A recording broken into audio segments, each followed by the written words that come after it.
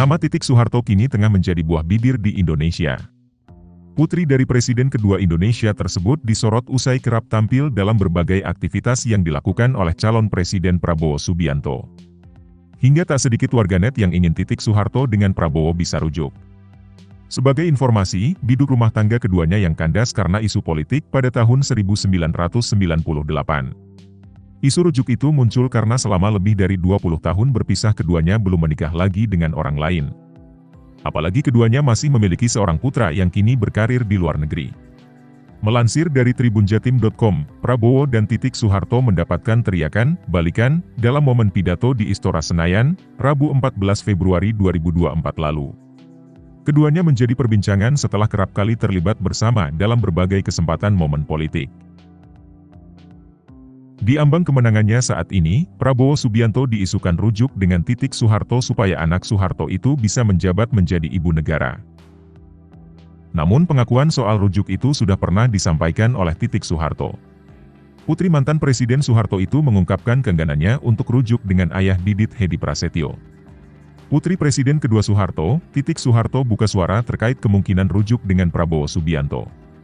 Hal tersebut disampaikan Titik Soeharto saat wawancara dengan Aiman di Kompas TV, pada 25 Juli 2014.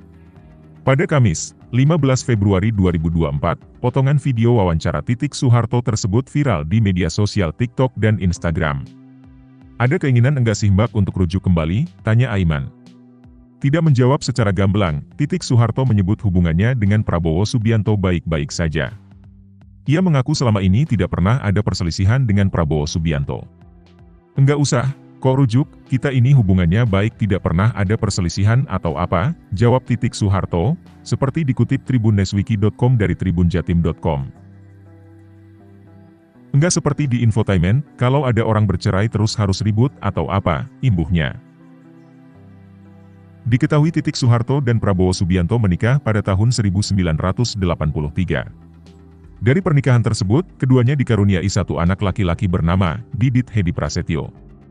Pada tahun 1998, Titik Soeharto dan Prabowo Subianto lalu bercerai. Meski begitu, Titik Soeharto mengaku tetap membesarkan Didit Hedi Prasetyo bersama-sama Prabowo Subianto. Kita enggak pernah ribut, kita selalu satu suara, saya punya anak, kita sama-sama membesarkan anak, kata Titik Soeharto.